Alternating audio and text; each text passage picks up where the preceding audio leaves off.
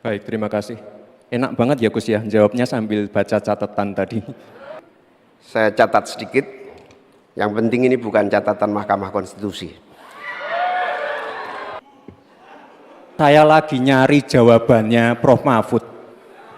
Saya nyari-nyari di mana ini jawabannya. Kok nggak ketemu jawabannya? Juga ingin mencari itu jawabannya ngawur juga itu. Gila ini. Ngarang-ngarang ndak karuan mengkait. Perdebatan capres itu yang sengit ini seperti apa sih menurut Anda? Kalau menurut saya pemenang dari debat kemarin itu ya pastinya Gus Muhaimin. Wah, kenapa menjadi pemenangnya? Selain itu juga Gus Imin menyinggung tentang etika nih. Kalau etika kan memang sebagai seorang pemimpin itu sangat penting.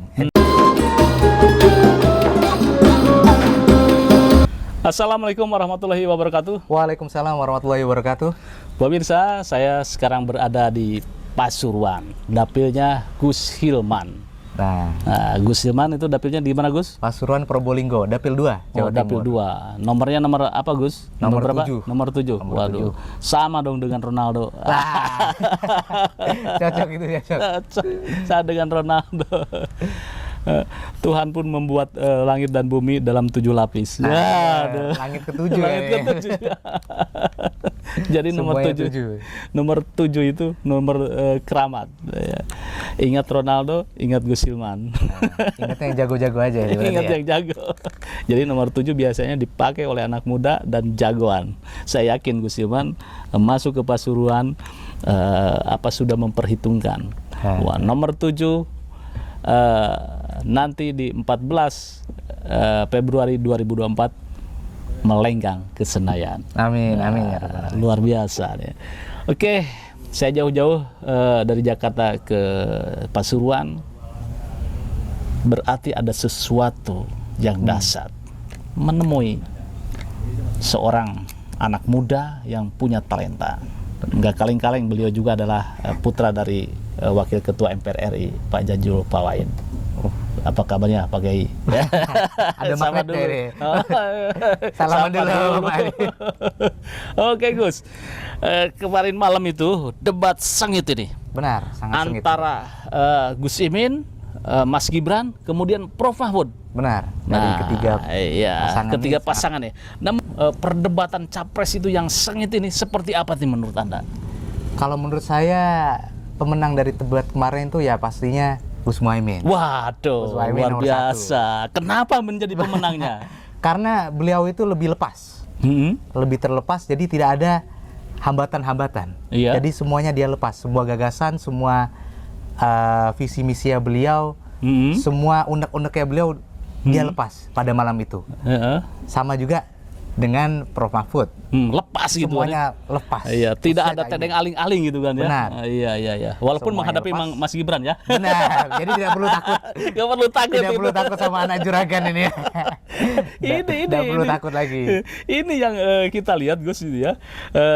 Setuju ya pemirsa bagaimana Gus Imin itu lepas, bagaimana mengkritik lepas, kemudian mencapai gagasan menarasikan gagasan juga sangat lepas. Sangat lepas. Visi misi yang awal itu menyetir Hadratus Syekh tentang petani. Nah, gimana tuh Gus? Bahwa sempat dibilang tadi petani itu adalah memang fondasi sebuah bangsa. Oke, Nah, iya. Ini adalah yang dimana petani zaman sekarang itu memang banyak masalah-masalahnya. Jadi mulai dari masalah pupuk, mulai dari masalah lahan, itu penghasilannya. Wah, sudah jarang sekali orang-orang yang ingin menjadi petani akhirnya. Iya, setuju. Jadi akhirnya fondasi bangsa ini hilang.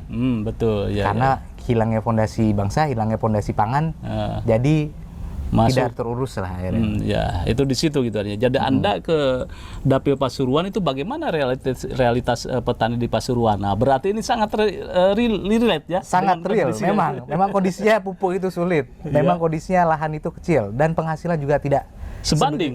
dengan pekerjaan kita ya, Memang. pekerjaan para petani. Betul, karena maka dari itu juga jadi kebanyakan petani itu bahkan ada yang sampai ngutang, bahkan ada yang sampai nombok gara-gara mungkin kemarin sempat dibilang oleh Gus Muhaimin banyak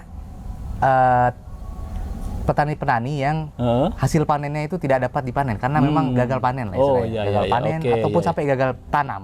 Iya, iya. Itu karena masalah air, masalah pupuk, masalah lahan, banyaklah masalah petani. Iya, mestinya persoalannya ke sana. Dan Anda nomor 7 ini ya, nomor 7 nomornya PKB-nya nomor 1. PKB nomor 1. Capresnya juga nomor 1. Benar. Nomor Oke. 1 semua Nah, searah itu ketika Anda nanti jadi ini ya, ke Senayan, apa yang akan dilakukan untuk memberikan perlindungan terhadap para petani di Pasuruan dan Probolinggo? Khususnya untuk para petani ya, yang kita perlukan adalah dengan mengatur apa itu namanya undang-undang ataupun mengatur regulasi dengan lebih baik lagi, karena memang regulasi yang ada sekarang itu sangat merugikan para petani dan juga dapat kita lihat secara langsung memang pupuknya kekurangan ya. Mungkin sudah sampai mungkin banyak petani yang punya uang, tapi pupuknya itu malah nggak ada. Itu. Sangat kekurangan banyak lah itulah itu. Ada uang, pupuknya tidak ada. Nah, itu lebih parah lagi, lebih parah tidak lagi. punya uang, pupuknya tidak ada.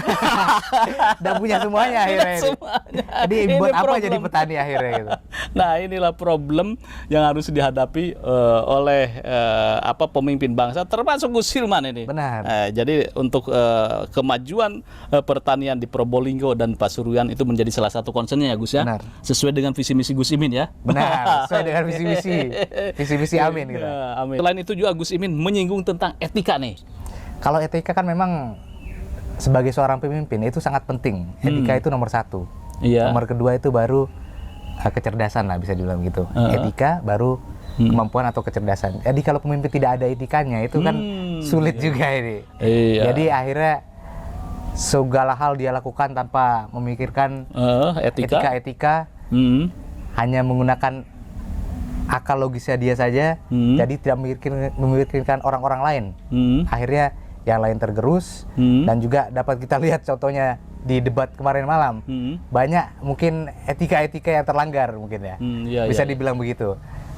Khususnya dari pasangan yang suka bagi-bagi susu sama makan siang gratis. Mas Gibran ya, Benar. gitu aja. Nah, kemudian juga menyorot tentang food estate yang menurut Caimin adalah gagal. Nah, ini menarik ini. Bagaimana menurut Anda ini?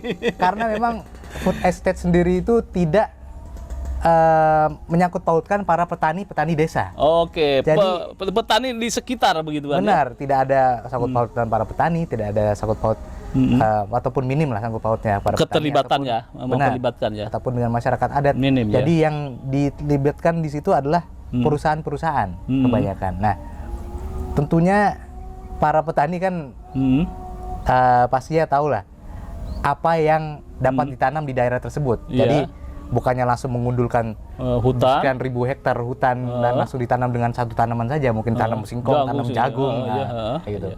Nah, karena minimnya keterlibatan dari petani, jadi food estate ini bisa dibilang gagal. Oh, gagal. Ya, makanya itu sorot-sorotan seperti itu, saya pikir seperti yang dikatakan Gus Imin, perlunya perubahan. Perlunya perubahan bagaimana melibatkan potensi-potensi lokal. Dan Anda ketika nanti menjadi legislatif itu juga akan melibatkan potensi-potensi lokal yang ada, atau sekarang sudah Anda lakukan ini? Nah, pastinya harus. Sudah dilakukan ya? Sudah ada melakukan. beberapa. Sudah sempat bertemu dengan teman-teman yang di bawah, sudah sempat bercerita masalah keluh kesah. Mungkin di daerah Pasuruan sendiri beda kecamatan, beda masalah. Mungkin karena ada yang salah satu masalah airnya kurang, di daerah lain mungkin airnya banyak. Di khususnya daerah pegunungan itu airnya agak sulit. Mungkin kalau pupuk itu masalah umum ya, kalau pupuk. Masalah seluruh Pasuruan ataupun Probolinggo itu mungkin ada masalah pupuk.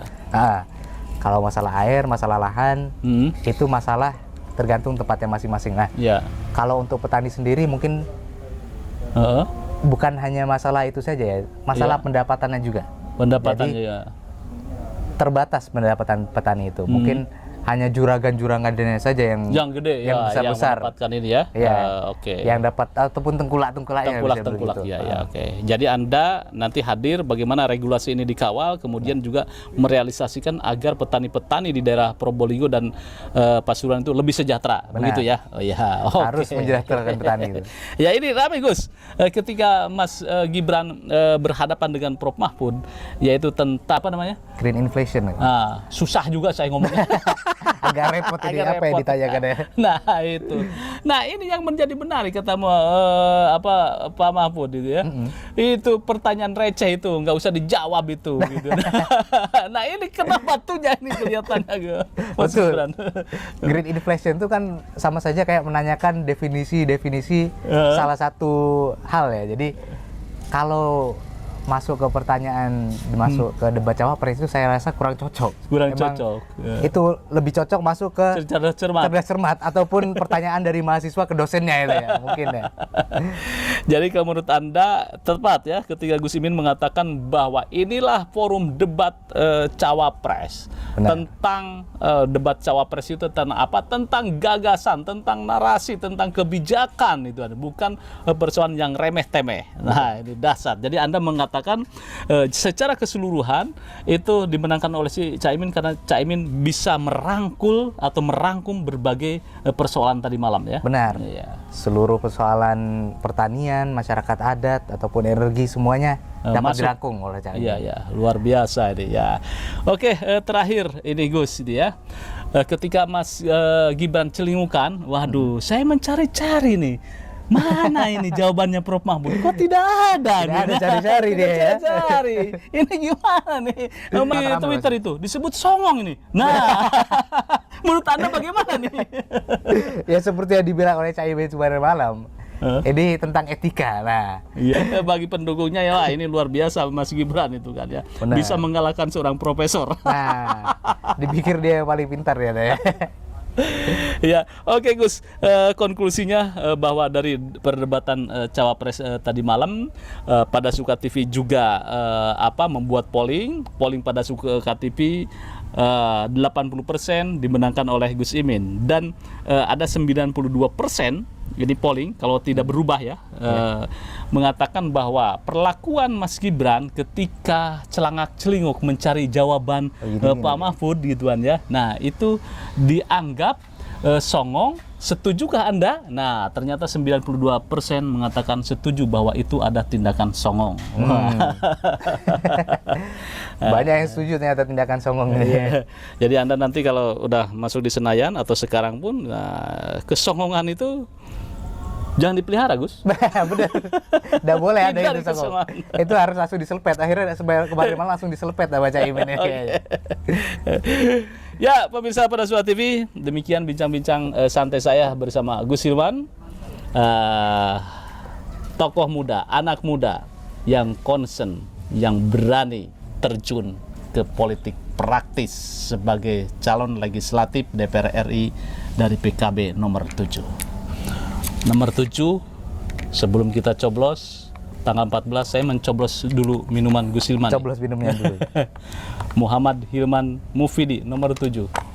Saya coblos Gus. Nah, saya nggak bisa nyoblos sendiri tapi sebenarnya ini. Oke, terima kasih. Bagaimana komentar Anda? Jangan lupa like, share, subscribe pada Suka TV. Wassalamualaikum warahmatullahi wabarakatuh. Waalaikumsalam warahmatullahi wabarakatuh.